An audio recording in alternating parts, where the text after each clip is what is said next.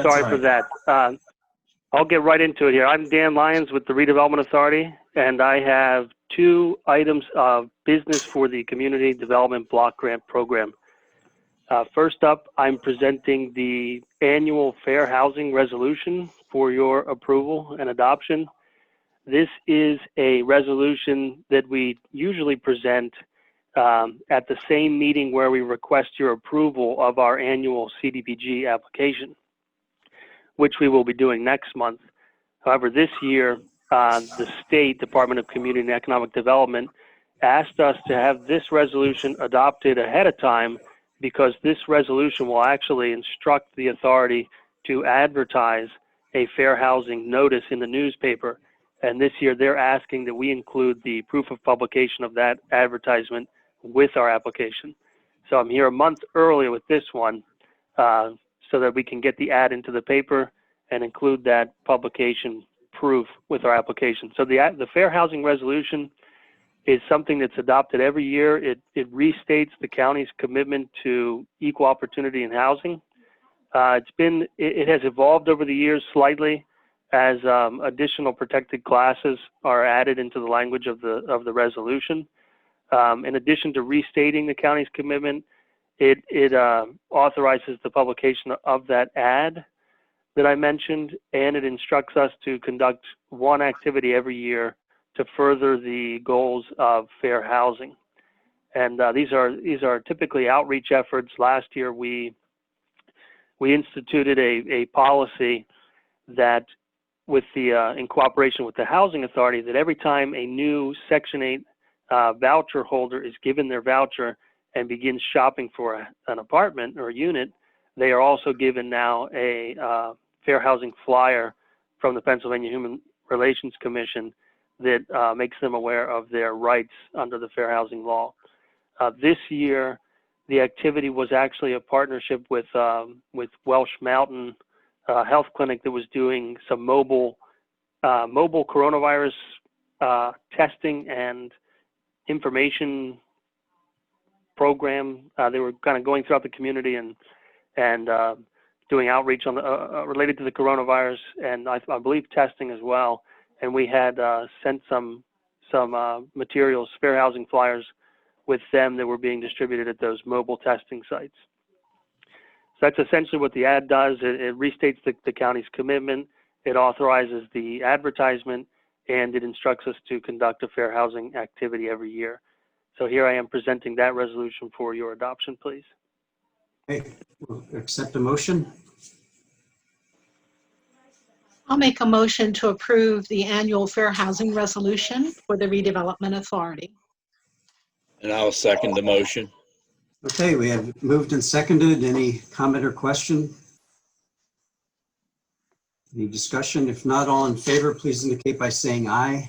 Aye. Aye. Opposed? So moved. All right, Dan, that's that. Thank you. My next resolution is actually take two for the CDBG CARES Act application. This was an application for a special allocation of CDBG money related to the coronavirus prevention and addressing the coronavirus. I presented this resolution in August for your approval, and then we submitted that application to the state. And then since then, the state took issue with the resolution that I had drafted for the purpose of approving that application. And now what happened was the state actually distributed their preferred language for this resolution. And it wasn't customizable.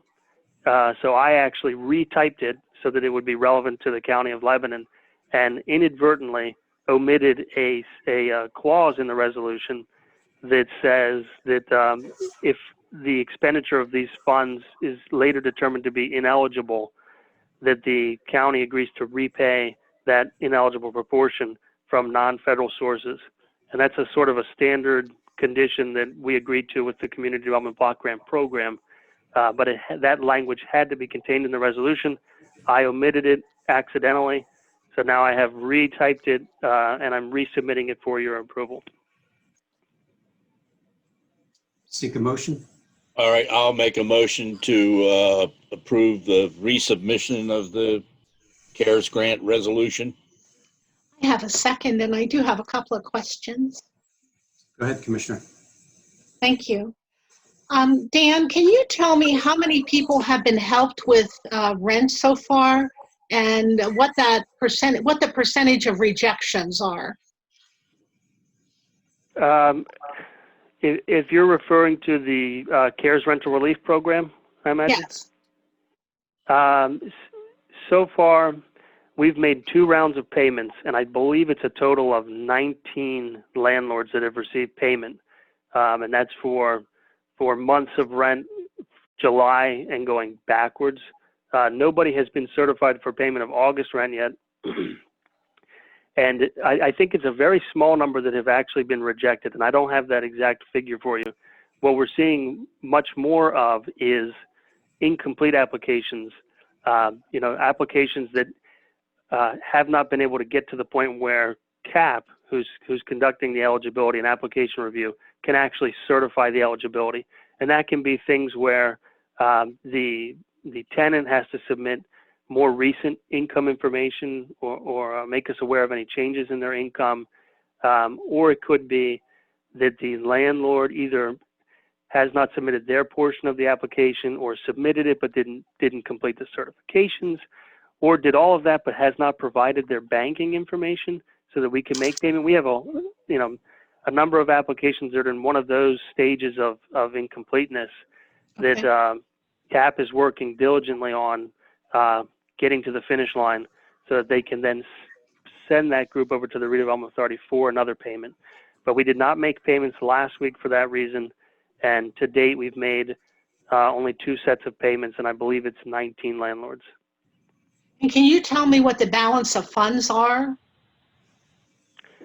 Roughly speaking, I would say somewhere in the neighborhood of $460,000. It's a very small percentage-wise, a small percentage that's been expended. Although we've seen that statewide, I think we were last made aware that maybe 3% of the $150 million allocated by the state to PHFA has been expended. And can you tell me, is your deadline the same as ours, December 30th? As I understand it, PHFA is up against that same deadline as far as their obligation to get the money to communities, get it spent, and do the reporting back to the legislature. But they've given us a deadline of September 30th for receiving applications and November 30th for making payments to landlords. Okay. And then my final question would be, can you give an example of income limits for the tenants to apply? Sure. It uses the 80% of area and median income. So for a family of 4, that income limit right now is $61,600. For an individual single person household, it's $43,150. And they have to meet that income eligibility criteria, but they also have to meet the impact criteria, which is having lost their employment as a result of the coronavirus pandemic or experienced at least a 30% reduction in their income related to the coronavirus. Thank you so much. I have landlords who are unhappy, I'll use that word, and these are some of the questions or reasons I've been given why they're unhappy. So I think you've answered a lot of questions today that will help them through the process, because I tell them they can apply, but they need to make sure the application is complete. That's the biggest reason they're not going through. Correct. Thank you. Okay. We have a motion and a second. All in favor, please indicate by saying aye. Aye. Aye. Opposed? So moved. Thank you, Dan. Thank you very much, Commissioners.